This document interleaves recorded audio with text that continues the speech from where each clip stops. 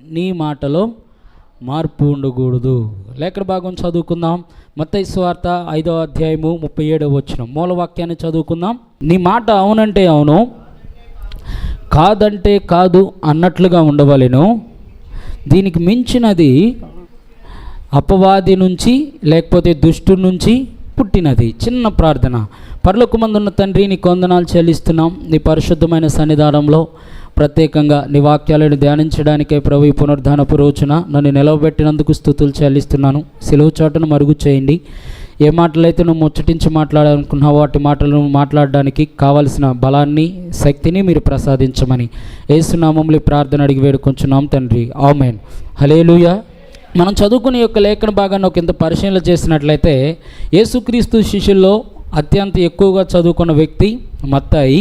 అలాగే యేసుక్రీస్తు పిలుచు సమయానికి రోమా రాజ్యములో ఒక మంచి ఉద్యోగంలో, అంటే విఆర్ఓ అంటారు చూసారా, విఆర్ఓ లేకపోతే విఆర్ఏ, సుంకపు గుప్తదారులు అని పిలుస్తారు అచ్చ తెలుగులో. అయితే ఇంగ్లీష్లోనేమో ట్యాక్స్ కలెక్టర్ అని పిలుస్తారు. అలా రోమీల కింద పనిచేస్తూ ధర్మశాస్త్రంలో నిష్ట కలిగిన వ్యక్తి ఒక అతను ఉన్నాడు. ఆయన పేరే మత్తయి గారు. ఆయన ఒకానొక రోజున మెట్ల మీద కూర్చుని లెక్కలు చూసుకుంటా ఉండగా యేసుక్రీస్తు అన్నాడు, లేవి గారై ఉన్న మత్తయి గారు, మీరు వచ్చి నన్ను వెంబడించమంటే ఆ మెట్ల దగ్గర మొత్తం వదిలేసి యేసుక్రీస్తుని వెంబడించిన వ్యక్తే ఈ యొక్క మత్తాయి. అయితే ఈయనకున్న శ్రేష్టమైన ఉన్నతమైన తలంతు ఆలోచనలు ఏంటాయంటే, ఏవండి, యూదులందరూ కూడా మీ మెస్సయ్య కోసం ఎదురు చూస్తూ ఉన్నారు. అది మీ అందరికి కూడా తెలుసు. దేవుడు అంటాడు యెషయా గ్రంథంలో వాళ్ళకి గొప్ప గొప్ప వాగ్దానాలు దేవుడు వాళ్ళకి చేశాడు. ఏంటంటే, ఇదిగో నేను మరలా మీ యొద్దకు వస్తాను, మిమ్మల్ని శ్రమల్లో నుంచి మిమ్మల్ని విడిపిస్తాను అని దేవుడు చాలా చోట్ల పలుమార్లు ప్రవక్తల ద్వారా ప్రవచిస్తూ వచ్చారు. అయితే వీళ్ళందరూ యూదులు చేస్తున్న భక్తి ఎంత నిష్టైన భక్తి అంటే, ఏవండి, పలానా రోజున వీళ్ళు పలానా రోజున అన్నం తినకుండా ఉపవాసం ఉండాలనుకుంటే పచ్చి మంచినీళ్ళు కూడా ముట్టకుండా వీళ్ళు ఉపవాసం ఉండి దేవుని సన్నిధానంలో ప్రార్థన చేసేవాళ్ళు.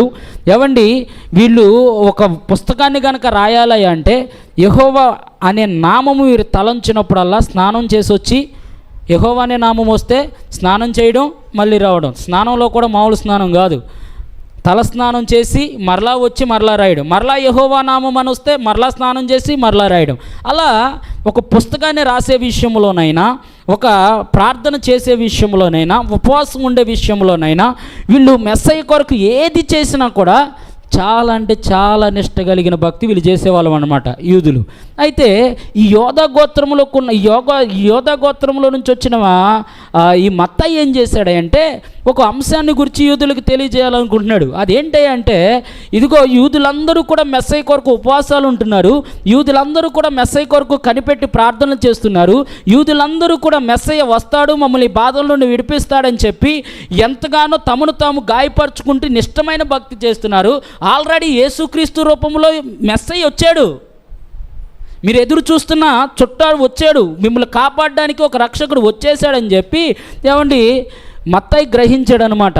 ఎలా గ్రహించాడంటే, యేసుక్రీస్తు చెప్పే బోధన బట్టి, ఏమండి, ఆయన బోధ అంట శాస్త్రుల పరిచర్యలు చేసే బోధ వలే కాకుండా ఎలా ఉందంట, అధికారంతో కూడిన బోధలాగా ఉందంట.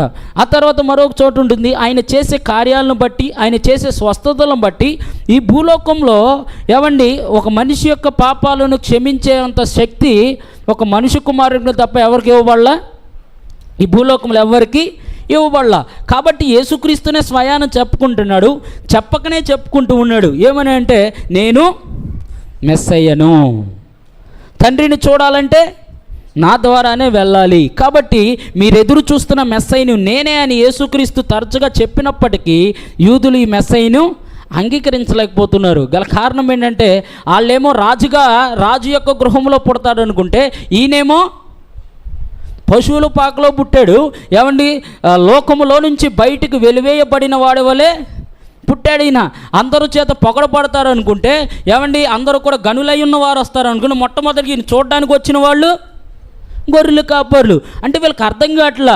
ఏమండి, ఒక రాజు అయితే రాజుగారి ఇంట్లో పుడతాడు, ఏమండి, ఒక రాజు అయితే రాజు యొక్క కుమార్తెల మధ్యలో తిరుగుతూ ఉంటాడు. ఈయన ఎప్పుడు చూసినా పాపులతో తిరుగుతున్నాడు, ఈయన ఎప్పుడు చూసినా పిల్లలతో ఉంటున్నాడు, ఈయన ఎప్పుడు చూసినా జాలరులతో తిరుగుతున్నాడు, ఈయన ఎప్పుడు చూసినా తక్కువ వాళ్ళతో తిరుగుతున్నాడు. కాబట్టి నేనేం కాదు, మెస్సయ్య కాదు అని చెప్పి భక్తి అయితే చేస్తున్నారు, కానీ భక్తిలాగా చేయట్లే వీళ్ళు. ఇదేంటండి ఇంత పదం అంటారు? చాలామంది భక్తి చేస్తారు, భక్తిని భక్తిగా చేయరు, ఏదో గాలికి ప్రయాసపడినట్లుగా భక్తి చేస్తారన్నమాట. వెళ్తున్నామంటే వెళ్తున్నాం, ఏం చెప్పారు? అదేదో చెప్పారబ్బా, నేను వినలేదు సరిగ్గా. అదే సమయానికి నాకు నిద్ర వచ్చేసింది, అసలు అదే ముక్క పట్టుకున్నా, అదేదో చెప్పాడు, ఏది మాట ఏదో మార్చకూడదు అన్నాడు. వచ్చారు, విన్నారు, భక్తి చేశారు, కానీ భక్తిలో ఏమీ లేదు, శక్తి లేకుండా పోతుందన్నమాట. యూదుల దాంట్లో కూడా ఏమైందంటే శక్తి లేకుండా పోతుంది. అప్పుడు మత్తయి ఏం చేశాడంటే యేసుక్రీస్తునే నిజమైన మెస్సయ్య అని చెప్పడానికి ఈ మత్తయి సువార్తని యేసుక్రీస్తు కొరకు రాశాడు, యూదుల కొరకు ప్రత్యేకంగా రాశాడు. ఇంకా మీరు భక్తి చేస్తూ ఉంటే ఆ భక్తిలోనే మగ్గిపోతూ నిజమైన మెస్సయ్యని ఎరగక ఇంకా ఘోరమైన పాపం చేస్తారేమో ఉద్దేశంతో ఈ యొక్క సువార్తను రాశాడు. ఎందుకు ఈ సువార్తని రాశాడంటే యూదులకు యేసుక్రీస్తునే మెస్సయ్య అని నిరూపించడానికి పత్రికను రాశాడు. ఇంతకే ఈ యొక్క మత్తయి సువార్తలో మీరు పరిశోధించినట్లయితే ఏవండి, యేసుక్రీస్తు చెప్పిన బోధనే ఎక్కువ మత్తయి ప్రస్తావన చేస్తాడు, కానీ ఆయన చేసిన కార్యాలను కానీ ఆయన చేసిన స్వస్థతలను కానీ ఎక్కడ ప్రస్తావన చేయడు. కారణం ఏంటంటే ఆనాటి కాలంలో యెహోవా దేవుడు తన ప్రజలతో మాట ద్వారా మాట్లాడేవాడు, వాగ్దానాలు చేసేవాడు, ఏమండి మాట ద్వారా సైన్యాన్ని నడిపించేవాడు, మాట ద్వారా యుద్ధాలను చేసేవాడు. కనుక యేసుక్రీస్తు యొక్క ప్రతి బోధ, బైబిల్ మొత్తం మీరు తిరగేయండి, యేసుక్రీస్తు చెప్పిన మాటల్ని ఉన్నట్లుగా పళ్ళు కూడా పోకుండా, ఏమండి అక్షరం కూడా పోకుండా లెక్కించిన వ్యక్తి ఎవరంటే యొక్క మత్తయి. అందుకని మత్తయి సువార్తలో ప్రత్యేకంగా యేసుక్రీస్తు ఏం సంబోధిస్తాడంటే, ఏమండి మీరు తిరగేయండి, 28 అధ్యాయాలు ఉన్నాయి, 28 అధ్యాయాల్లో కూడా పరలోక రాజ్యమును గురించిన ఉపమానాలే ఎక్కువ ఉంటాయి. తప్పిపోయిన కుమారుడి యొక్క ఉపమానమైన, ఆ తర్వాత కోల్పోయిన వెండి నాణ్యం గురించి అయినా, ఈ తర్వాత ఈ ఉపమానాలన్నీ కూడా ఎక్కడి నుంచి వచ్చినాయి అంటే మత్తయి సువార్తలోనే ప్రస్తావన చేయబడ్డాయి.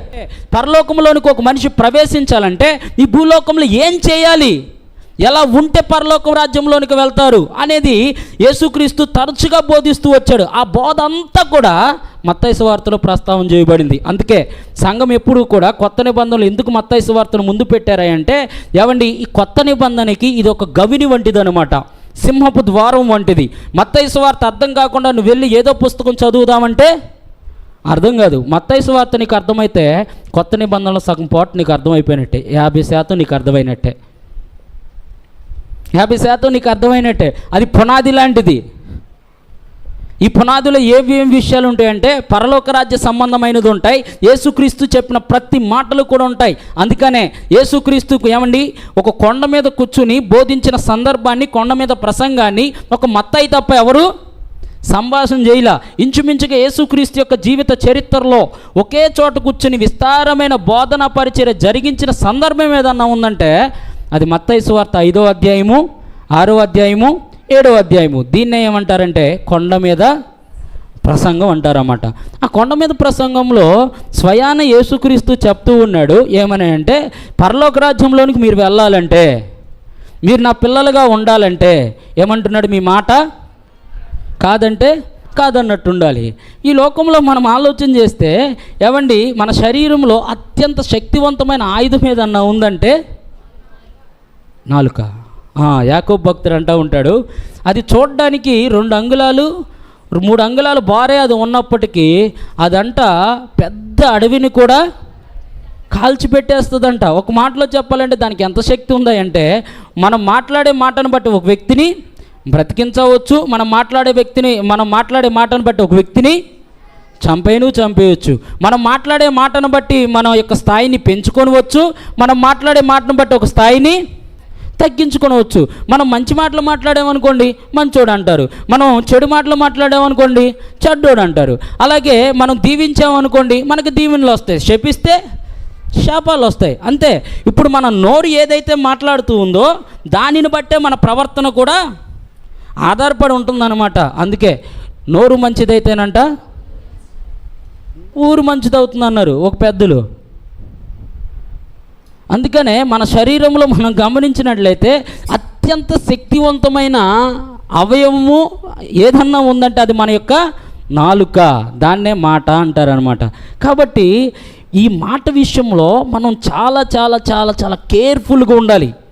పరిశుద్ధమైన గ్రంథంలో ఉంటుంది. మీరు ఒక మాట్లాడడానికేమో నిదానించండి, వినడానికేమో వేకిరపడండి అంటారు. అదే సువార్తలో ఉంటుంది. ఏమనంటే ఇదిగో గుర్తుపెట్టుకోండి, మీరు ఒక వ్యక్తితో మాట్లాడుతున్నప్పుడు ఏం మాట్లాడుతున్నారో, ఎలా మాట్లాడుతున్నారో జాగ్రత్తగా చూసుకోనండి. మనుషుని యొక్క నోట్లోనికి వెళ్ళినది అపవిత్రపరచు, కానీ నోట్లో నుంచి బయటకు వచ్చినది అపవిత్రపరచబడుతుంది. ఇప్పుడు దేవుని పిల్లలారా, ఈ మాటకున్న మహాశక్తి ఏంటంటే నాశనము చేయగలదు, బాగు చేయగలదు. కాబట్టి ఈ మాట మనల్ని బాగు చేయాలంటే, ఈ మాట మనకి శక్తినివ్వాలంటే, ఈ మాట పరలోకంలోనికి మనల్ని తీసుకువెళ్ళాలంటే, ఈ మాట మన కుటుంబంలో మనకు ఒక ఉన్నతమైన స్థానం ఇవ్వాలంటే, ఈ మాట మనల్ని 10 మందిలో ఒక ఉన్నతమైన స్థానంలో నిలబెట్టాలంటే మన మాట ఎలా ఉండాలంట? గట్టిగా చెప్పండి. అవునంటే అవును, కాదంటే కాదన్నట్టు ఉండాలి. అంటే ఒక మాటలో చెప్పాలంటే మన మాట మారకూడదు అనమాట. పరిస్థితులను బట్టి మన మాట మారకూడదు. చూద్దాం.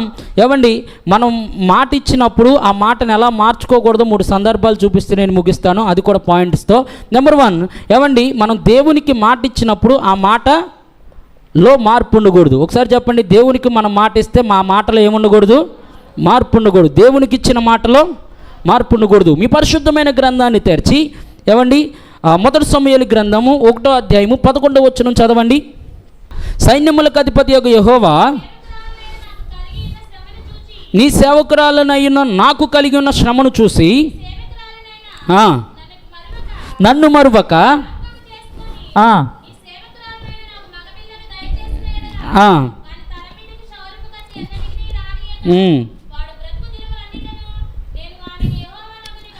యెహోవా నాకు నీకు అప్పగింతునని మొక్కుబడి చేసుకుని. చాలు. ఈ మహాభక్తురాలు మీ అందరికి కూడా తెలుసు, పేరు పెనిన్నా కదా అన్న. దేవునికి స్తుతులు. మీరు అందరూ ఇక్కడే ఉన్నారు, అందరు బట్టి స్తుతులు చెల్లిస్తూ ఉన్నా. హన్నా అనే ఒక భక్తురాలు మీ అందరికి కూడా తెలుసు. ఈమె రామాలో నివాసం ఉంటుంది. ఎల్కానా ఈయన యొక్క భర్త. పెనిన్నా అనే ఆమె ఈమె యొక్క చెల్లి, లేకపోతే తోడుకాళ్ళు అంటారండి. దానికంటే మంచి పదం వాడుకుందాంలేండి, ఎందుకు ఆ పదాలు ఇక్కడ. తోడుకోలేనండి అనుకుందాం కొద్దిసేపు. వీళ్ళిద్దరూ ఉన్నారంట. అయితే పెనిన్నా ఏమో చిన్న ఆమె, హన్నా ఏమో పెద్ద ఆమె. వీళ్ళిద్దరూ కూడా రామాలో ఉన్నారు, ఆస్తిపరంగా మంచి స్థాయిలో ఉన్నారు. అదేవిధంగా ఊర్లో కూడా మంచి పేరు ఉన్నాయి. హన్నా పెనిన్నా కంటే కూడా ఎక్కువ భక్తి చేసే ఒక మంచి గుణవతి అయిన స్త్రీ. సమయం జరుగుతూ ఉంది, కాలం తరుగుతూ ఉంది. ఇద్దరికి వివాహాలు అయ్యాయి. ఎల్కానా చేసుకున్న తర్వాత ఏమైందంటే పెనిన్నాకు చూస్తేనేమో పిల్లలు పుట్టారు, హన్నాకు చూస్తేనేమో పిల్లలు పుట్ల. ఈ పెనిన్నా అంటుందంట, నీకంటే చిన్నదాన్నైనా నాకు పిల్లలు పుట్టారు, నీకేమో ఇంకా పిల్లలు పుట్ల. నీకంటే చిన్నదాన్నైనా నాకు పిల్లలు పుట్టారు, నీకేం పిల్లలు పుట్టలేదు. నీకు అసలు ఆ దేవుడు నీకు శిక్ష వేశాడు, నువ్వేదన్నా తప్పు చేసావేమో, ఏదన్నా నువ్వు దేవుని దృష్టిలో పాపం చేస్తున్నావేమో, అందుకని దేవుడు నీకు గర్భఫలం ఇవ్వట్లేదని చెప్పి పెనిన్నా హన్నా మీద ఎప్పుడు పోరేనంట. ఏ పని చేసినా ఒక వివాహానికి వెళ్తుంటే అక్కడ గాయాలు చేయడమే, ఏదన్నా ఒక ప్రోగ్రామ్కి లేకపోతే మందిరానికి వెళ్తుంటే అక్కడ గాయం చేయడమే. ఎందుకంటే గొడ్రాలు అనేది ఒక నిందను ఏం చేశారంటే పెనిన్నాను అంటుంది, చుట్టూ ఉన్న ప్రజలు అంటున్నారు, లోకము కూడా ఏమేమంటుందంటే గొడ్రాలు అనే నింద వేయడం చేత హన్నా బాగా కుమిలిపోతూ ఉంది. ఎవరికి చెప్పుకోలేకుండా బాధ. ఏ వైద్యుడి దగ్గరికి వెళ్తే అది వస్తుందా, తీరుస్తాడా? లేదు. వైద్యుడి దగ్గరికి వెళ్తే గర్భఫలం రాదు. లేకపోతే చాలామంది అనుకుంటారు భార్యాభర్తలు కలిస్తే గర్భఫలం వస్తుందంటారు. అది కూడా కాదు. పరిశుద్ధ గ్రంథం చక్కగా ఏం చెప్తుందంటే గర్భఫలం అనేది ఈ దేవుడు ఇచ్చు బహుమానం అయ్యింది. ఒక్క మాటలో చెప్పాలంటే ఈ హన్నా ఏం గ్రహించింది అంటే మట్టిలో నుంచి బొమ్మను చేసి దానిలో ద్వారా మనుషులు చేసినవాడు, బండ నుంచి నీళ్ళు ఇచ్చినవాడు, మారాన్ని మధురంగా మార్చినవాడు, నా గర్భంలో ఒక శిశువు జన్మించాలంటే అది కేవలం ఒక్కడి వల్ల మాత్రమే సాధ్యమవుతుంది. ఎవరి వల్ల? అది కేవలం దేవుని వల్ల మాత్రమే సాధ్యమవుతుంది. వెళ్ళి ఎల్కానా దగ్గర మొర్ర పెట్టుకుంటేనో, ఏలీ దగ్గర మొర్ర పెట్టుకుంటేనో, పెనిన్నా దగ్గర మొర్ర పెట్టుకుంటేనో, జనాల దగ్గరికి వెళ్ళిస్తేనో నాకు గర్భఫలము రాదండి అని చెప్పి ఇవేం చేస్తుందంటే సిలోహులోకి వెళ్ళింది. ఎక్కడ? దేవుని మందిరం అనబడిన సిలోహులోకి వెళ్ళి ప్రార్థన చేస్తూ ఉందన్నమాట. ఏమనంటే, అయ్యా నాకు తెలుసు నాకు తెలుసు ఈ భూలోకంలో నువ్వు ఈ కార్యం చేయకపోతే ఇంకా నాకు ఎవరు సహాయం చేయరు. నువ్వు గనక నాకు మగ పిల్లని ఇస్తే, జాగ్రత్తగా గమనించండి, మగ పిల్లవాడిని గనక ఇస్తే, ఈమె అంటున్న మొక్కుబడి యొక్క కార్యాన్ని గురించి నేను వివరిస్తున్నా. నువ్వు గనక మగ పిల్లవాడిని గనక ఇస్తే నేను మరలా ఏం చేస్తాను, ఆ మగ పిల్లవాడిని నీకు ప్రతిష్ఠించేస్తా అని దేవుని ఎదుట ఏం చేసింది, వాగ్దానం చేసింది. వాగ్దానం చేసిన తర్వాత, ప్రతిష్ఠించిన తర్వాత, ఏమండి తర్వాత చదవండి, ఈ మాట గుర్తుపెట్టుకోండి. హన్న దేవునికి ఏమిచ్చింది, మాట ఇచ్చింది. ఏం మాట ఇచ్చింది, ఏం మాట ఇచ్చిందండి? నా కుమారుడు పుడితే కుమారుడిని నేను నీకు ఇచ్చేస్తా అని చెప్పింది. ఇప్పుడు చూడండి 19వ వచనం చదవండి అక్కడే. తర్వాత వాళ్ళు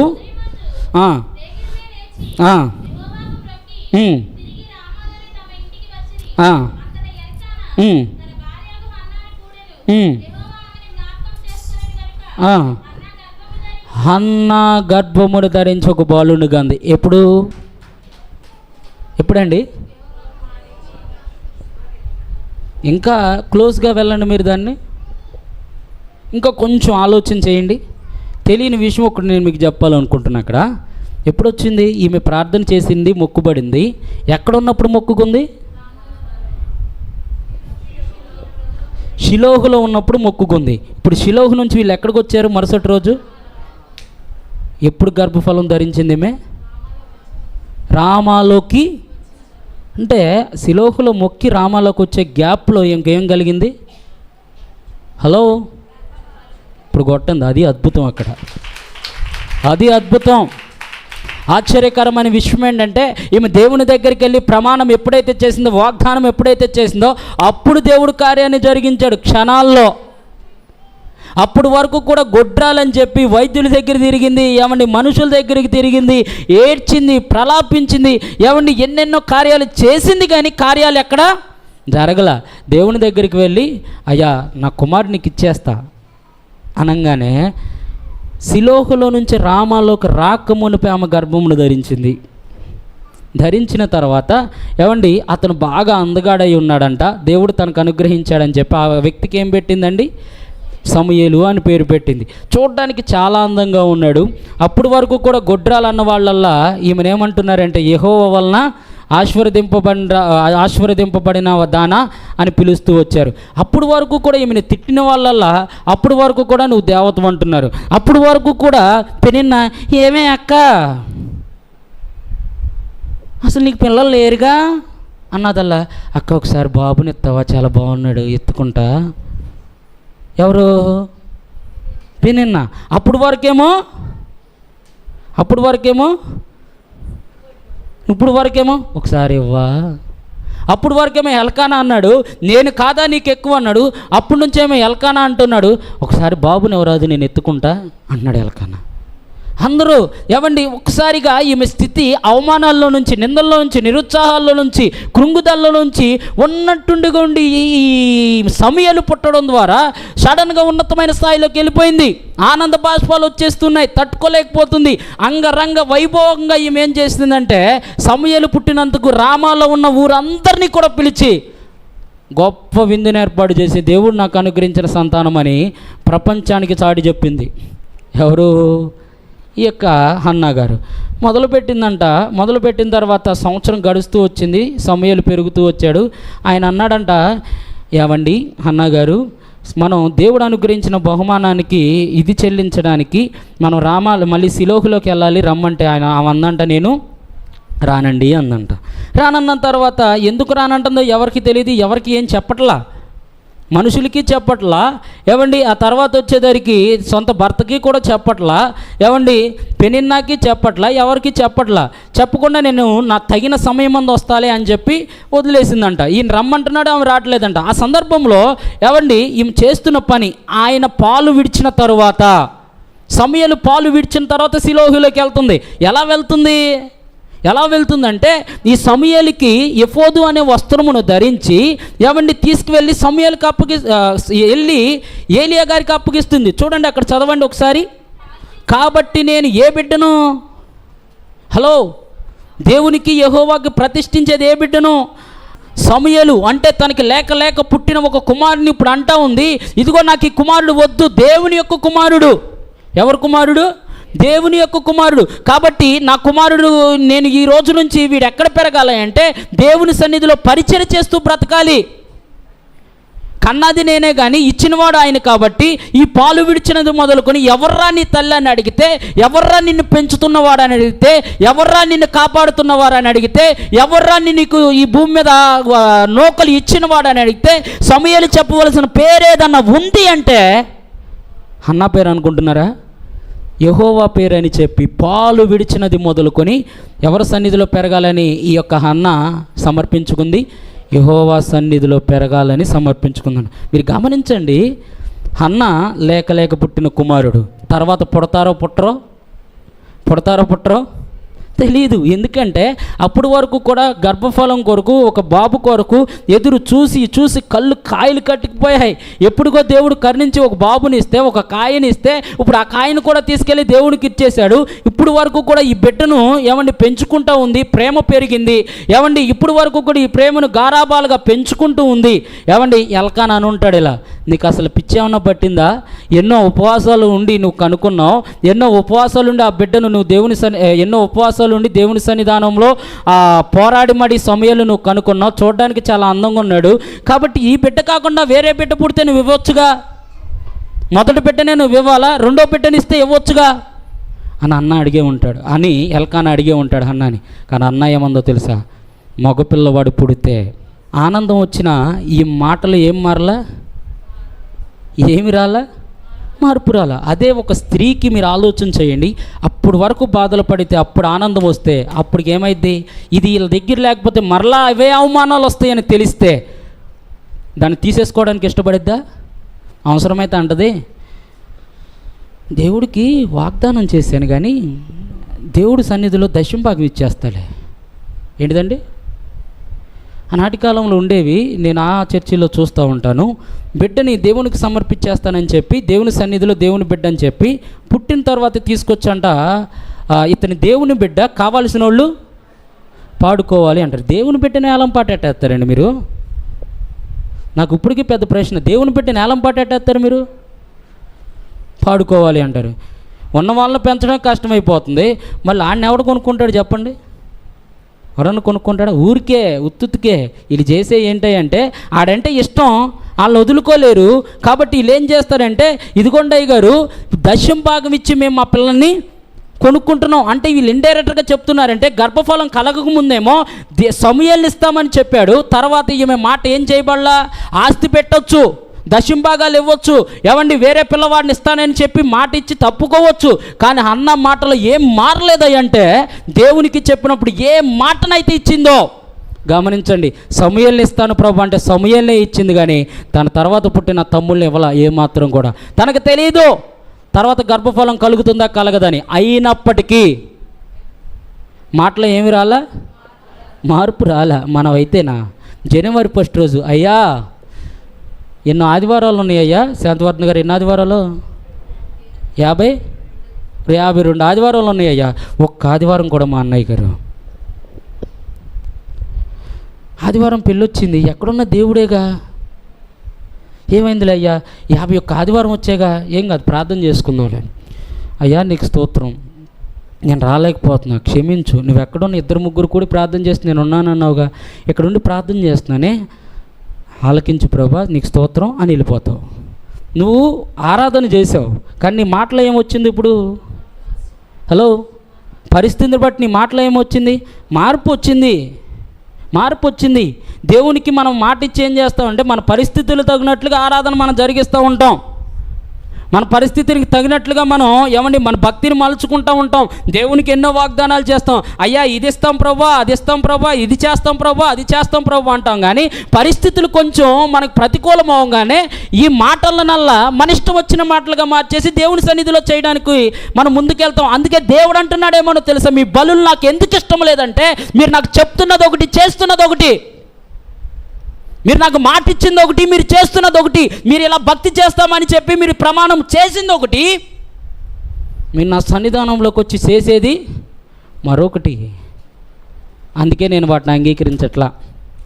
అందుకే దేవునికి నువ్వు ఏదైతే తీర్మానం చేసావో, దశం భాగం ఇస్తానంటే దశం భాగం ఇవ్వు, వస్తువు కొంటానంటే వస్తువు కొను. ఏమండి, మీ పిల్లల్ని దేవుని పనిలో వదిలిపెట్టేస్తామంటే దేవుని పనిలో వదిలిపెట్టండి. పిల్లల బదులు దశం భాగాల బదులు వస్తువులు కాదు. నువ్వు దేవునికైతే ఏదైతే చెప్పావో అది మాత్రమే చెయ్యి. దానికి మారుగా నీ మాట ఏమవ్వకూడదు, మార్పు చెందకూడదు. హన్నా మాట ఏమవ్వలేదు, మార్పు చెందలేదు, మార్పు చెందదు కూడా. చెప్పింది చెప్పినట్లుగా చేసింది. నెంబర్ 1, దేవునికి మనం మాట ఇస్తే మన మాట ఏమవ్వకూడదు, మారిపోకూడదు. నెంబర్ 1. నెంబర్ 2 చూడండి, సేవకునికి మనం మాట ఇస్తే మన మాట మార్పు చెందకూడదు. సేవకునికి ఇచ్చిన మాటలో మన మాట మార్పు చెందేదిగా ఉండకూడదు. చూడండి, మీ పరిశుద్ధమైన గ్రంథాన్ని తెరిచి 1 రాజుల గ్రంథము 19వ అధ్యాయము 19 నుంచి 20 వచనాలు చదవండి త్వరగా. ఏలియా అచ్చట నుండి పోయిన తరువాత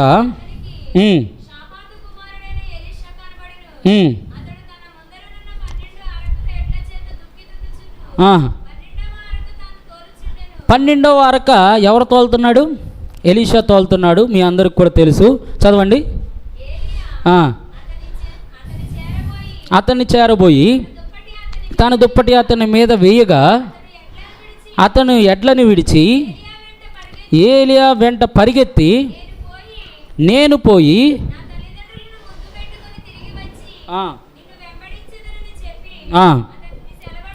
అతనిని సెలవడుగగా అతడు పోయి అతను వెంబడించాడు. చాలు. ఈ సందర్భము, ఈ సేవకుడు మీ అందరూ కూడా తెలుసు. ప్రపంచంలో ఏమండి టికెట్ లేకుండా ప్రయాణించగలిగిన ఒకే ఒక వ్యక్తి ఎవరైనా ఉన్నారంటే ఆయన ఏలియా. ఏమండి సముద్రంలో ఏమండి రైళ్ళు వెళ్తాయండి, వెళ్ళవు. గాల్లో ట్రైన్లు వెళ్తాయండి, వెళ్ళవు. భూమి మీద హెలికాప్టర్ వెళ్తుందా, వెళ్ళదు. ప్రతిదానికి ఒక లిమిట్స్ ఉన్నాయి. అంటే మనము దేశం దాటి దేశం వెళ్ళాలంటే ఫ్లైట్లో వెళ్ళాలి, లేదంటే ఒక దూర ప్రదేశమునకు మనం వెళ్ళాలంటే ట్రైన్లో వెళ్ళాలి. మన చుట్టుపక్కల ఉన్న ప్రదేశాలకు మనం తిరగాలంటే బైక్ మీద తిరుగుతూ ఉండాలి. ఇలా మనం ఎక్కడికి వెళ్ళాలనుకున్నా కూడా కొంత ఖర్చు అనేది చాలా అవసరం. ఇంకా ఏమండి తయారవడానికి మనం ఎక్కడికైనా ఒక ఫంక్షన్కి వెళ్ళాలంటే, పేరు వచ్చింది కానీ తలుచుకోలేదు నేను, ఎందుకంటే చెప్పొద్దన్నారు నన్ను. ఏమండి ఎక్కడైనా ఒక ఫంక్షన్కి వెళ్ళడానికి రెడీ అవ్వాలనుకుంటే ఏమండి చక్కగా శుభ్రంగా ఒక పావు గంట రెడీ అవ్వాలి. కానీ ఈయనకంట రెడీ అవ్వాల్సిన అవసరం లేదంట, టికెట్ కొనాల్సిన అవసరం లేదంట, సముద్రాలు అడ్డుగా ఉన్నాయన్న బాధ కూడా ఈయనకి లేదంట. ఈయన ఎంత వేగంతో వెళ్తాడంటే జస్ట్ అట్ట దుప్పటి కప్పుకోగానే వెళ్ళిపోయి ఎక్కడైతే ఉండాలనుకున్నాడో అక్కడ ఉండే రకం అంట. ఈయన అమెరికాలో ఉండాలంటే అమెరికాలో ఉంటాడు, జింబాబ్వేలో ఉండాలంటే జింబాబ్వేలో ఉంటాడు, ఏమంటే ఇండియాలో ఉండాలంటే ఇండియాలో ఉంటాడు, ఎక్కడ ఉండాలంటే అక్కడ ఉంటాడంట. నో టికెట్స్, అంతా ఫ్రీనే ఈయనకి. అంత టికెట్ లేని ప్రయాణం చేసే గొప్ప ప్రయాణికుడు ఈయన. ఇప్పుడు ఈ ప్రయాణికుడు అంట ఒకానొక సందర్భంలో దేవుని కొరకు విశేషమైన భక్తి చేసి ఏమండి దేవుని యొక్క సన్నిధానంలో ముందుకు కొనసాగుతూ ఉంటే ఒక చిన్నపాటి భయం వచ్చిందంట ప్రాణం మీద. ఆ భయం గురించి నేను ఈరోజు వివరించదలుచుకోలేదు. భయపడి వెళ్ళి అడవిలో ప్రయాణిస్తూ ఉండగా అరణ్యంలో ఒక వృక్షం కింద ఉన్నాడు. అదే బదిరి వృక్షమే కదండి. బదిరి వృక్షం కింద ఉన్నాడు, అలసిపోయాడు, నిద్రపోతూ ఉన్నాడు. దేవదూత వచ్చే అంటా ఉంది, లెగవయ్య బాబు నీకు బోళ్ళు అంత పని ఉందని ఉంది. బలపరిచింది, రొట్టెలు తిన్నాడు, అంతా బాగానే ఉంది. ఇప్పుడు దేవుని యొక్క శబ్దం ఈయనకి వినిపిస్తుంది అనమాట. ఏలియా, పిరికోళ్ళలాగా పారిపోతావేంటి, ధైర్యం తెచ్చుకో, యెహోవానైనా నేను మాట్లాడుతున్నాను, నేను నీతో లేనా? నువ్వెందుకు ఆహాబు దగ్గరికి వెళ్ళినప్పుడు భయపడలేదు, 300 మంది బయలు ప్రవక్తలు చంపినప్పుడు కూడా నువ్వు భయపడలేదు, ఏవండి నువ్వు ఎక్కడికి ప్రయాణించాలి కరువులో కూడా నువ్వు భయపడలేదు, ఇప్పుడు వచ్చి ఒక స్త్రీకి నువ్వు భయపడతావేంటి, లెగవయ్యా నీకు బోళ్ళంత పని ఉందంటే ఈయన అంటున్నాడు, అయ్యా నన్ను చంపేసిద్ది, ఎవరు నన్ను చంపేస్తారు, నేను నీ కొరకు రోషం కలిగిన ప్రవక్తల్లో నేను ఒక్కడు మాత్రమే మిగిలి ఉన్నానని దేవుడు చెప్తే దేవుడు అన్నాడు, నాకు తెలుసుగా, నువ్వెప్పుడు చచ్చిపోతావో నాకు తెలియదా, నువ్వెప్పుడు దేవుని సన్నిధిలో నువ్వేం పని చేయగలవో నాకు తెలుసు. కాబట్టి ఏలియా గారు, నువ్వు వెళ్ళి నీ స్థానమును భర్తీ చేయగలని ఒక గొప్ప యవనస్తుడైన ఎలీషా అని ఒక అతను ఉన్నాడు, నువ్వు వెళ్ళి అతనికి అభిషేకం చేసి రామని పంపాడు. ఎవరిని? ఏలియా గారిని. ఆయన వెళ్తూ ఉండగానే ఏమండి చేలో అప్పటికే పనిచేస్తూ షాపాతు కుమారుడని ఎలీషా ఉన్నాడు. ఈయన ఏం చేస్తున్నాడు అంటే 1 కాదు 2 కాదంట, ఎన్ని అరకలు, ఒకేసారి 12 అరకలు ఎలా దున్నుతారండి పొలాన్ని? సాధ్యమా? హలో, ఎంత జ్ఞానం ఉండాలి దానికి? ఎంత జ్ఞానం ఉండాలి? ఇప్పుడంటే ట్రాక్టర్లు వచ్చాయి, కానీ అప్పుడు కనుక ఒక ఎకరం భూమిని దున్నాలి అంటే దానికి ఎంత కష్టమో తెలుసా? రోజల్లా కూడా దాన్ని దున్నితేనే ఆ భూమి ఆ సాగుబడికి అనుభవుతూ వచ్చేది. కానీ ఎలీషా ఎంతటి గొప్ప రైతయ్య అంటే, యవన దశలోనే వ్యవసాయం చేయడంలో ఎంత దిట్టయ్య అంటే, ఒకేసారంట 12 అరకల చేత భూమిని దున్నడం మొదలుపెట్టిన మహాజ్ఞానవంతుడైన. అప్పటికే కుటుంబాన్ని పోషిస్తూ ఉన్నాడు, అప్పటికే సౌందర్యవంతుడిగా ఉన్నాడు, అప్పటికే దేవుని యొక్క ఆత్మచేత నింపబడిన వాడై ఉన్నాడు, అప్పటికే ప్రజలందరి చేత గొప్పగా పొగడబడుతున్నవారు ఈ యొక్క ఎలీషా గారు. అందరూ కూడా తల్లిదండ్రులు గొప్ప ఆలోచన కలిగి ఉన్నారు. ఎలీషా పెద్ద వయసు వచ్చింది, జ్ఞానం కలిగిన వాడు, చూస్తేనేమో వయసు పైపడుతూ ఉంది, వివాహం చేయాలి అని చెప్పి చాలా ఆశపడుతున్నారు. ఎవరు? తల్లిదండ్రులు, కుటుంబస్తులు, వీళ్ళందరూ కూడా ఇలా ఆశపడుతూ ఉన్నప్పుడు సడన్గా దుప్పట ఇచ్చాడంట. ఎవరు? ఏలియా గారు. దుప్పటి వేయంగానే వెంటనే ఈయన అంటున్నాడంట, పరిగెత్తుకుని ఏలియా దగ్గరికి వెళ్ళి, అయ్యా, ఈ మాట మనకి ఇంపార్టెంట్, దీనికోసం వచ్చా. అయ్యా, ఒక్కసారి వెళ్ళి నా తల్లిదండ్రులు నేను కలిసి వాళ్ళని ముద్దు పెట్టుకుని మరలా నేను నీ దగ్గరకు వచ్చి నిన్ను వెంబడిస్తా. ఇది ఏలియాకి ఇచ్చిన మాట. సేవకునికి ఇచ్చిన మాట ఏంటంటే, నేను వచ్చి మరలా ఫోన్ చేయయ్యా అన్నాడా? లేకపోతే మా ఇంటికి వచ్చి మా అమ్మ ఊరుకోదు కానీ ఒకసారి మా అమ్మని అడుగుతావా? ఎలీషా ఏమన్నాడు తెలుసా? సేవకుడు ఇతని దగ్గర నుంచి వెళ్ళిన తర్వాత ఎలీషా చేసిన గొప్ప పని ఏంటంటే, వెళ్ళాడంట, వెళ్ళి తల్లిదండ్రులు ముద్దు పెట్టుకుని మరలా ఏలియా పిలవకుండాని ఎలీషా వచ్చి మరలా ఆయనకి ఏం చేస్తున్నాడో తెలుసా? 21వ వచనంలో. అందుకు అతడు చివరి పాటుకు వచ్చేయండి, 21వ వచనం. అతడు లేచి ఏలియా వెంబడి వెళ్ళి అతనికి ఉపచారము చేయించు వచ్చును. ఇప్పుడు కొట్టను చప్పట్లు. ఎలీషా ఏలియాకి ఏం మాట ఇచ్చాడు? ఏం మాట ఇచ్చాడండి?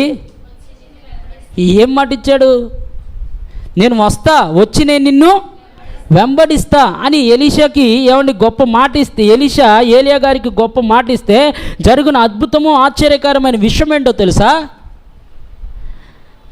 ఎలీషా గారు ఎక్కడున్నారు? టైం అవుతుంది, త్వరగా రా, నువ్వు వస్తాను, నన్ను వెంబడిస్తానని చెప్పావుగా, టైం చూస్తే సాయంత్రం 4 అయిపోతుంది, ఎక్కడున్నా? ఇంకా అయ్యా ఇప్పుడే వచ్చేస్తున్నానయ్యా, అమ్మ మీద ప్రేమ తగ్గలేదయ్యా, ఇంకా రాను కదా నేను. అమ్మా, నువ్వు లేనిదే నేను ఉండలేనమ్మా. నానా, ప్రపంచంలో తల్లిదండ్రులు ఎలీషాకే ఉన్నారు అని అనలా. వచ్చి మా నాన్న అడిగాయా, మా నాన్న పంపిస్తున్నాడు కూడా అనలా. కుటుంబస్తులకు సమాధానం చెప్పుకున్నాడు ఆయన. ఇదిగో తండ్రి వై ఉన్న షాపాతు, నేను నీకు చెప్తున్నాను, ఇప్పుడు నేను ఏలియాకి పరిచర్య చేయడానికి వెళ్తున్నా, నా సేవకునికి పరిచర్య చేస్తానని చెప్పి నేను ఆయనకు మాట ఇచ్చా, నేనే వస్తానని ఆయనకు మాట ఇచ్చా. కాబట్టి ఇప్పుడు నేను మిమ్మల్ని వదిలిపెట్టి వెళ్తున్నాను, మరలా నేను పరిచర్య చేయవలసి వస్తే ఆయనకే చేస్తా. నేను ఒకవేళ ఎవరి ముందైనా అన్నం పెట్టాలనుకుంటే ఆయనకే పెడతా. చచ్చేంత వరకు కూడా ఆయనకు పరిచర్య చేస్తూనే ఉంటానే కానీ ఏమాత్రం కూడా ఆయన వదిలిపెట్టి నేను ఎక్కడికి రాను అని చెప్పి కుటుంబస్తులకి చెప్పి ఏలియాను వెంబడించాడు. ఎవరికి ఇచ్చాడు ఎలీషా మాట? సేవకునికి ఇచ్చాడు. ఇక్కడ సేవకునికి మాట ఇచ్చినప్పుడు చెప్పింది చెప్పినట్లుగా, తన ఇంటికాడ ఆర్థిక పరిస్థితులు బాగానే ఉన్నాయి, తన యొక్క సమస్త వనరులు బాగానే ఉన్నాయి, తనకున్న సమస్త విషయాలందు కూడా తను గనుడై ఉన్నాడు. అయినప్పటికీ కూడా ఇంటికి వెళ్ళిన తర్వాత తన మనసు ఏమోలా మారలే.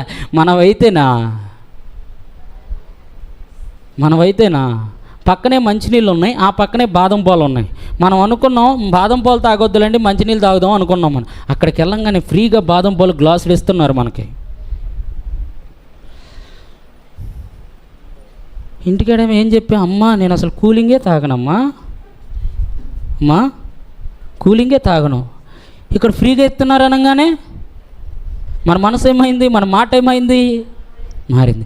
సేవకునికి, అయ్యగారు మీరు ఎందుకు అయ్యగారు, నేను ఉన్నాంగా, మీటింగ్స్ వస్తున్నాయి అయ్యగారు, మేము చూసుకుంటాం, అసలు పాటల్లో ఉంటాను అయ్యగారు, 2 రోజులు కూడా పని మానేస్తాను అయ్యగారు. అంతలోకి చిన్నపాటి పని వచ్చింది. అమ్మ ఎక్కడున్నా త్వరగా రామ్మ అంటే, అయ్యా కొంచెం పని ఉందలయ్యా, కొంచెం పని ఉందిగా, రేపు పొద్దున వస్తానే, తప్పకుండా వస్తానయ్యా. పైన వాళ్ళు సెలవు ఇవ్వాలా నాకు? ఎవరయ్యా? ఎవరు ఇవ్వలేదు? పైన వాళ్ళు సెలవులు. అయ్యా అసలు మా ఆయనకు బాగానే లేదు అయ్యగారు, బాగాందని నువ్వు ఎట్లా చెప్పావు సేవకునికి మాట? ఎలా చెప్పావు నువ్వు సేవకునికి మాట? బాగాకపోయినా, మంచం మీద పడున్నా, కాళ్ళు ఇరిగిపోయినా నువ్వు ఒక మాట సేవకునికి ఇచ్చావంటే ఇచ్చింది ఇచ్చినట్లుగా, చెప్పింది చెప్పినట్లుగా చెయ్యగలిగితేనే రేపొద్దున పరలోక రాజ్యంలో మనకు గొప్ప స్థానం ఉంటుంది.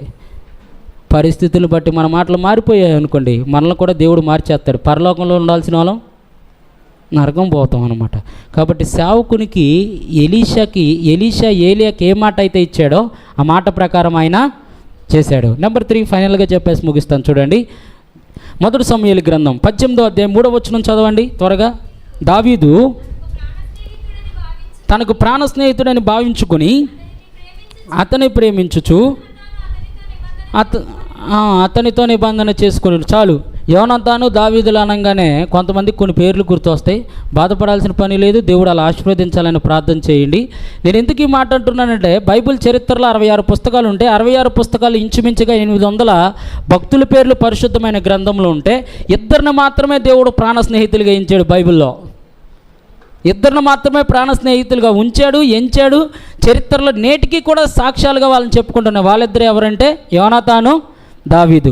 యోనాతాను చూస్తేనేమో రాజుగారి యొక్క కుమారుడు, దావీదు చూస్తేనేమో ఎవరూ లేని ఒక అనాథగా పెరిగిన, అరణ్యంలో పెరిగిన ఒక వ్యక్తి అనమాట. వీళ్ళిద్దరికి మధ్య ఒక నిబంధన ఏర్పడింది. వీళ్ళిద్దరు కూడా ప్రాణ స్నేహితులుగా ఉన్నారు. యోనాతాను దావీదుతో ఒక నిబంధన చేశాడనమాట. ఏంటి ఆ నిబంధన, ఏంటి ఆ పరిస్థితి అని మనం ఆలోచన చేస్తే చూడండి. 1 సమూయేలు గ్రంథంలోనే 20వ అధ్యాయము 12-13 వచనాలు చదవండి. అప్పుడు యోనాతాను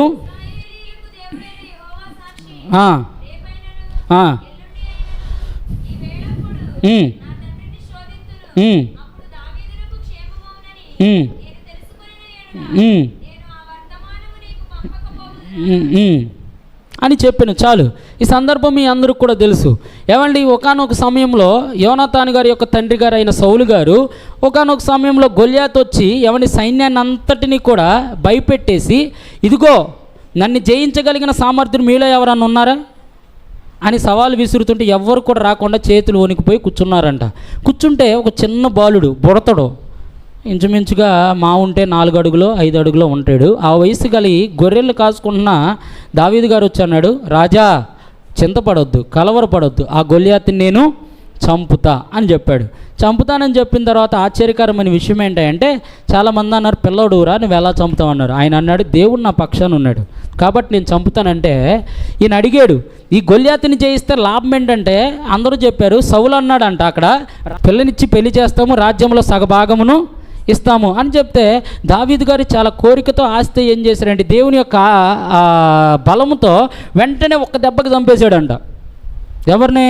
గొల్యాతు గారిని. ఒక దెబ్బకి చంపేయంగానే ప్రజలందరూ కూడా అన్నారంట, ఇదిగో సౌలుకేమో 1000 కొలది జయము, దావీదుకేమో 10,000 కొలది జయమంటూ స్తుతులు అర్పిస్తూ ఉండగా, నినాదాలు జయగీతాలు పాడుతూ ఉండగా ఈయనలో ఒకటి దూరింది. ఈయనలో ఒకటి దూరం అంటా ఉందంట, ఇదిగో దావీదును పొగుడుతూ ఉన్నారు. అసలు దావీదు ఏ వయసు గలవాడు, అసలు నీకు ఉందా రేపొద్దున దావీదు కనుక నీకంటే ఎక్కువయ్యి నీకంటే యుద్ధం చేయగలిగితే అతను రాజ్యం చేసేస్తారు, జనులందరూ కూడా అతని పక్షం అయిపోతారు అని చెప్పి లోన ఒకటి పొడుతూ ఉందంట. దురాత్మ ఒకటి పొడుతూ ఉందంట. ఎందుకు దురాత్మ పొడుతూ ఉందంటే దానికి మనం చెప్పుకున్నాం లేఖన భాగంలో చేస్తాం. అవునంటే ఎవరైతే మాట తప్పుతారో వాడు ఇక్కడ ఏలుబడి చేస్తాడంట. ఇక అంతే, ఒకసారి అబద్ధం ఆడి చూడండి, దాన్ని కప్పిపుచ్చుకోవడానికి ఎన్ని 100 అబద్ధాలు చెప్పి పెళ్లి చేయమన్నారు. అది కాదు నేను చెప్పింది, 100 అబద్ధాలుగా దానికి మించిన అబద్ధాలు వెళ్ళిపోతాయి. ఈయనలో కూడా ఒకటి వచ్చిందనమాట. వచ్చి అంటుందన్నమాట, ఈయన అప్పటికే మాట తప్పాడు. ఈయన చెప్పింది ఏంటి, పిల్లనిచ్చి పెళ్లి చేస్తా, రాజ్యంలో సగభాగం ఇస్తానన్నాడు. ఈయన పిల్లని ఇవ్వలేదు, రాజ్యంలో సగభాగం ఇవ్వలేదు.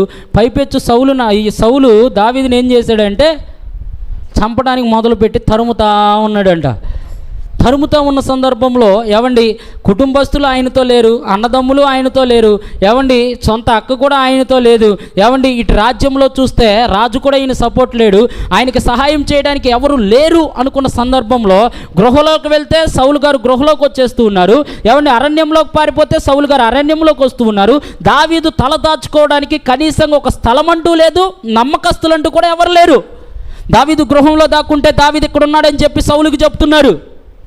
దావీదు ఎవరితోన్నా మాట్లాడదామా అనుకుంటే ఎవరితో మాట్లాడినా కూడా నమ్మిన ప్రతి ఒక్కరు కూడా తీసుకెళ్ళి ఎవరికి చెప్తున్నారు? సౌలు గారికి చెప్తున్నారు. ఇక దావీదుకి ఏమైపోయిందంటే మనుషుల మీద బొత్తిగా నమ్మకం లేకుండా పోయింది. చెప్పిన ప్రతి వాళ్ళు ఏమండి, సౌలు మాట ఇచ్చాడు, మాట తప్పాడా?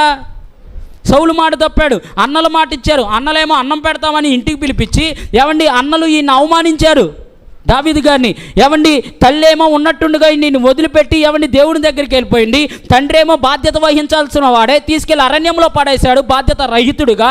ఇలా ఎవరైతే ఈయన పక్షాన బాధ్యత వహించి మాట ఇచ్చారో, ఇచ్చిన ప్రతి ఒక్కరు కూడా మాట తప్పడం చేత దావీదుకి మనుషుల మీద ఏమైపోయిందంటే, అబద్ధములాడు వాళ్ళందరూ నా చుట్టూ ఉన్నారు ప్రభువా. అందుకు దావీదు కీర్తనకారుల మాట అన్నాడు 120వ కీర్తనలో, ఒక్కరు కాదు, ఇద్దరు కాదు, ముగ్గురు కాదు, నాతో మాట్లాడుతున్న ప్రతి మనిషి ఏ మనిషిని నమ్మాలో కూడా నాకు తెలియడంలా. ఎందుకంటే చెప్పిన వాళ్ళు, ఇచ్చిన వాళ్ళు ఈ క్షణాన్ని ఎలా ఉంటున్నారో మరో క్షణాన్ని ఎలా మారుతున్నారో ఎవరికి తెలియట్లేదు ప్రభువా. పైపెచ్చి అంటున్నారంట, పేతురు గారు అన్నారంట, యేసుక్రీస్తుతో పాటు తిరిగావుగా అంటే, ఒట్టయ్యా ప్రామిస్, నేను అసలు తిరగలా. ఏంటంట? ప్రామిస్. యేసు ప్రామిస్, నేను అసలు నన్ను నమ్మవా? చచ్చిపోనా? చచ్చిపోరు, వీళ్ళు చంపేశారు హగలీళ్ళు. నమ్మవా? నీ మీద ఒట్టు. అసలు నీ మీద ఎప్పుడన్నా ఒట్టేసానా? ఎవరి మీద? అబద్ధాలు చెప్పేలో మొట్టమొదటి లక్షణం ఏంటో తెలుసా? ఇదే. దీని మీద చేయి, దేని మీద?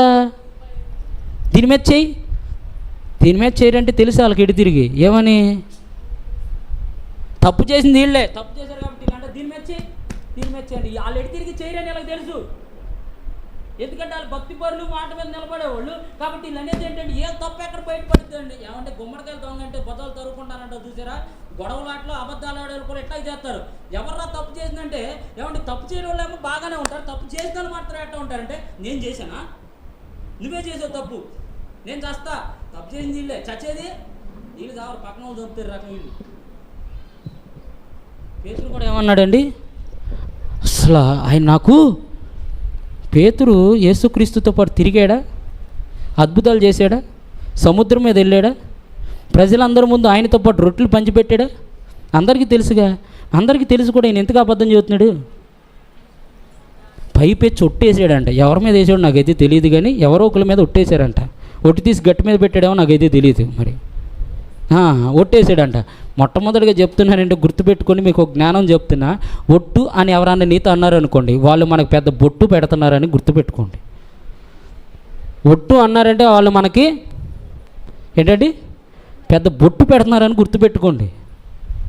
ప్రపంచంలో దేవుడు అన్నాడు, వ్యభిచారినైనా క్షమించవచ్చు అంటారు, కానీ మాట మీద నిలకడ లేని వాళ్ళని క్షమించకూడదు అంటారు. కానీ వాళ్ళకున్న మహా డేంజర్ వాళ్ళు. దావీదు చుట్టూ కూడా అందరూ వాళ్ళే ఉన్నారంట.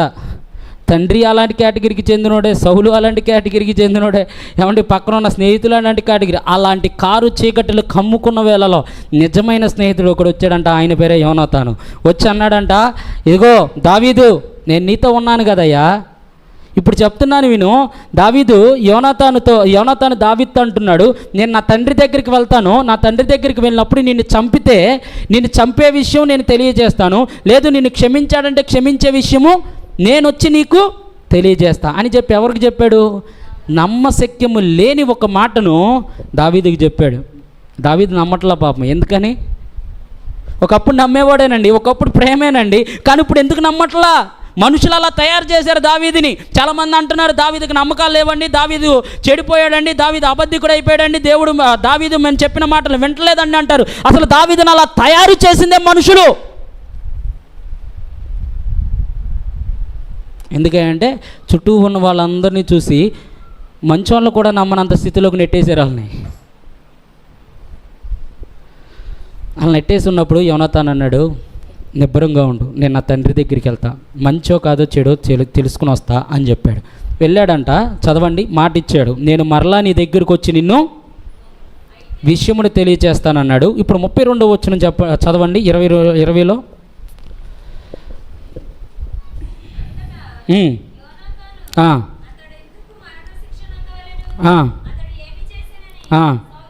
సౌలుని అడగగా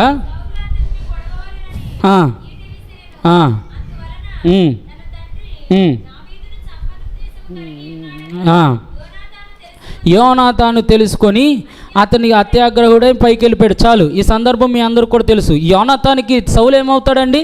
సొంత తండ్రి, అద్దె తండ్రి కూడా కాదు, సొంత తండ్రి. అయితే ఈ సొంత తండ్రి దగ్గరికి వచ్చి అడుగుతూ ఉన్నాడు, ఏమనంటే అసలే మండిపోతూ ఉన్నాడు. ఎలా మండిపోతూ ఉన్నాడు? అత్యాగ్రహుడై. ఏ గ్రహుడై? అత్యాగ్రహుడై. ఆల్రెడీ పెట్రోల్తో మండుతూ ఉన్నాడు అక్కడ. ఈయన ఎలా అంటూ ఉన్నాడు, నువ్వు దావీదుని ఎందుకు చంపాలనుకుంటున్నావు తండ్రి అంటే, ఈయన ఏకంగా మాటలతో కాకుండా కత్తులతో సమాధానం చెప్పాడు. పెద్ద ఈటిని తీసుకుని దేనికి పొడిచాడంట? గోడకు పొడిచాడంట. ఏమండి, మట్టి గోడ కాదు ఆనాటి కాలంలో, సిమెంట్ గోడ కూడా కాదు. ఏ గోడలే అంటే ఏమండి, కొండరాళ్ళు తొలిపించి కట్టేంత గోడలు. ఈయన గుచ్చితేనంట ఈట సైతం కూడా గోడలో దిగిందంట. అంటే ఎంత కోపం ఉందంటారు ఈయనకి దావీదు మీద? ఉగ్ర రోషం వచ్చేంత కోపం ఉంది.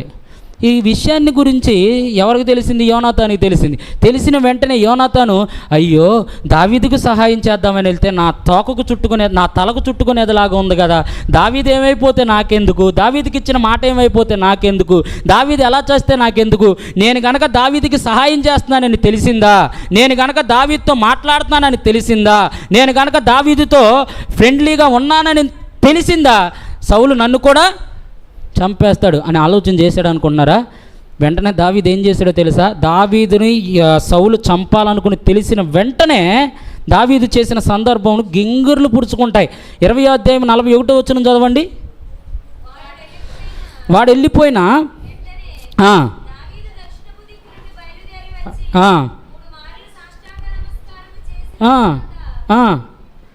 చదవండి. ఒకరినొకరు ముద్దు పెట్టుకొనుచు ఏడ్చుచుండిరి. చాలు, ఎవరెవరు? యోనాతాను దావీదులు ఒకరినొకరు ముద్దు పెట్టుకుంటూ ఏడ్చుతున్నారంట.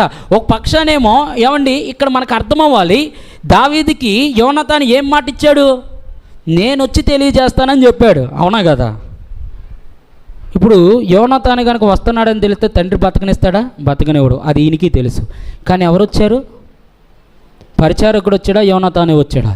మరలా అదే యోనాతాను వచ్చి దావీదుకి చెప్తున్నాడు, దావీదు నిన్ను నా తండ్రి చంపాలనుకుంటున్నాడు, దయచేసి ఇక్కడికి పారిపో అని చెప్పి తప్పించిన వ్యక్తి కూడా యోనాతానే.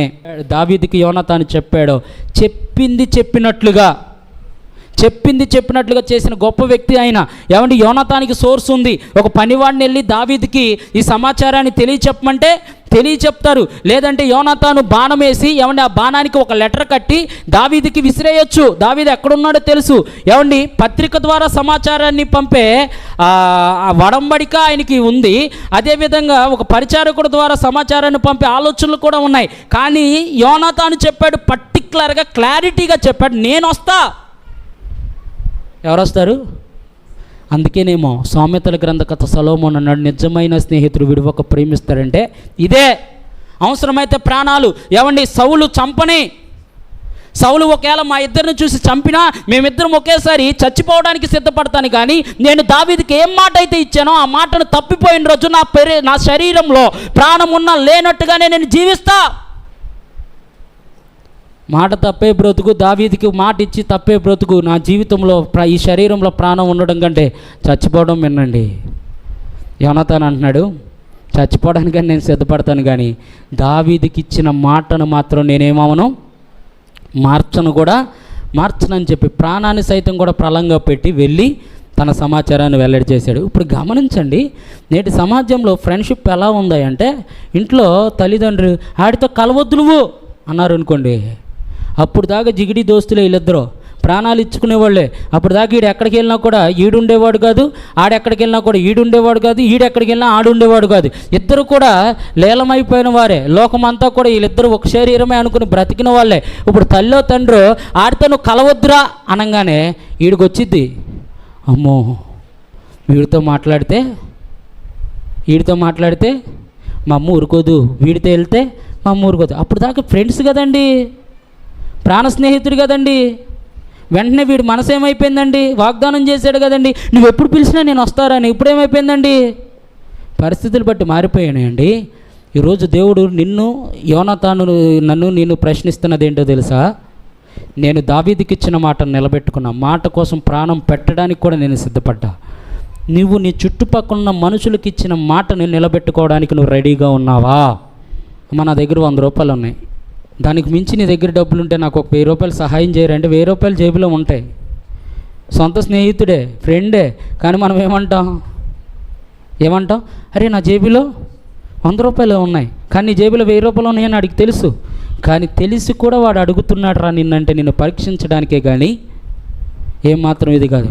ప్రియమైన దేవుని పిల్లలారా, యోనాతాను నీకు నాకు నేర్పిస్తున్నది ఏంటో తెలుసా? నువ్వు మనుషులకు మాటిస్తే ప్రాణం పోయినా తప్పకూడదండి, మారకూడదు, మాట మారకూడదు. పరిస్థితులు బట్టి మాట మారి కలకాలం జీవించడం కంటే మాట మీద నిలబడి ఒకే రోజు ఒకే పూట చచ్చిపోవడం మేలు. చరిత్రలో మిగులుతారు వాళ్ళు. పరిస్థితులను బట్టి ఫాలో అవ్వడం కాదండి. పరిస్థితులు ఎలా ఉన్నా నీ మాటను బట్టి పరిస్థితులను ఫాలో చేసుకోగలిగినప్పుడే నిజమైన సేవకుడివి, నిజమైన భక్తుడు అవుతావు అన్నమాట. 3 విషయాలు నేను మీకు నేర్పించాను. మన మాట 3 సందర్భాల్లో మారకుండా ఉండాలి. నెంబర్ 1, మార్పు ఉండకూడదు. నెంబర్ 2, నెంబర్ 3, ఇలా మాట మీద నిలబడడం వల్ల కలిగే లాభాలు ఏంటో తెలుసా? అందరూ అనుకుంటారు మాట మీద నిలబడే వ్యక్తుల కంటే అన్ని బాధలే, కష్టాలే, శ్రమలే, ఇరుకులే ఇద్దరు అనుకుంటారు. కానీ మాట మీద నిలబడిన వ్యక్తులకి మొదట పడిపోయినట్టుంటారు, కానీ మొదట నిందించబడినట్టుంటారు, కానీ తుదకు పై చేయాలదేనంట. తుదకు పై చేయాలదే. ఏమండి, హన్నా ఏం చేసింది? దేవుని యొక్క సన్నిధానంలోకి వెళ్ళి మొర్రపెట్టి తను ఇచ్చిన మాటని ఇచ్చినట్టుగా నెరవేరిస్తే ఏమండి, ఒకేసారి గమనించండి, 3 మగపిల్లలు 2 ఆడపిల్లలని కందంట. 5 పిల్లలకి జన్మనిచ్చిన గొప్ప తల్లి ఆమె. ఏలియాకి ఇచ్చిన మాట ప్రకారం అండి కుటుంబాన్ని వదిలిపెట్టేసి, తన సామర్థ్యాన్ని వదిలిపెట్టేసి, తన యొక్క ఆధిపత్యాన్ని వదిలిపెట్టేసి, తను ఏ మాట అయితే ఇచ్చాడో ఆ మాటకు లోబడి సేవకునికి పరిచయం చేయడానికి తనను తాను సమర్పించుకున్నప్పుడు లోకమంతా అంది, శిష్యులంతా అన్నారు, ఎందుకురా నువ్వు ఆయన వెనకాల వెళ్తావు? ఏం ప్రయోజనం ఉంది? ఆయన పరలోకం వెళ్ళిపోతాడు, దేవుడు ఆయన తీసుకెళ్ళిపోతాడు రా అన్నారు స్నేహితులు. శిష్యులు కూడా అన్నారా లేదండి? అన్నారు. కానీ నేను అన్నాడు, చచ్చినా బ్రతికినా ఆయన నేను వదలను అని ఆయన వెనకాల వెంబడించి ఆయన మాట మీద నిలబడ్డాడు. కనుకనే చరిత్రలో 2 పాళ్ళ ఆత్మను పొందుకున్న ఏకైకమైన వ్యక్తి ఎవరు ఉన్నారంటే ఆయన ఎలీషా భక్తుడే. మొట్టమొదటిగా ఏలియా కంటే అద్భుతమైన ఆశ్చర్యకరమైన కార్యాలు ఎవరైనా చేశారంటే ఆయన ఎలీషా భక్తుడే. గల కారణం ఏంటంటే ఆయన మాట మారలా. తర్వాత చివరిగా మనం నేర్చుకున్నాం యోనాతాను. అందరూ సౌలు యొక్క వంశం వాళ్ళంతా కూడా నాశనం అయిపోతే, సౌలు కుటుంబంలో ఎవరు కూడా ఉండకుండా నాశనం అయిపోతే, యోనాతాను సంతతిలో నుంచి వచ్చిన వారు మాత్రం స్టిల్ టుడే ఈ రోజుకు కూడా సజీవంగా దేవుని ఆరాధన చేస్తున్నారు దేవుని యొక్క మందిరంలో. చరిత్ర పుటాలు తిరిగేస్తే అర్థమవుతుంది. అందుకనే మాట మీద ఎవరైతే నిలబడి వారి ప్రాణాన్ని సమర్పించుకోవడానికి సిద్ధపడతారో వారి కుటుంబస్తులలో నుండి ఆర్థిక సమస్యలైనా శుభ్రంగా వారి యొక్క 5 వేళ్ళు కూడా వాళ్ళ నోట్లోకి వెళ్తాయి. మాట మీద నిలబడే వారి యొక్క పరిస్థితి చాలా గడ్డుగా ఉన్నప్పటికీ దేవుడు ఫలించడి కొమ్మగా మారుతారు. మనుషులందరూ కూడా నిందిస్తూ ఉన్నప్పటికీ, మనుషులందరూ కూడా అవమానిస్తూ ఉన్నప్పటికీ వాళ్ళకేం తెలుసండి? వాళ్ళకేం తెలుసు? దేవుడు కనుక ఒకసారి హెచ్చించడం మొదలు పెడితే, దేవుడు కనుక ఒకసారి వాళ్ళ హస్తాన్ని పట్టుకుని తల ఎత్తే విధంగా నిలబెట్టగలిగితే మరలా తలని దించే వాళ్ళు ప్రపంచంలో ఎవ్వరూ కూడా ఉండరు.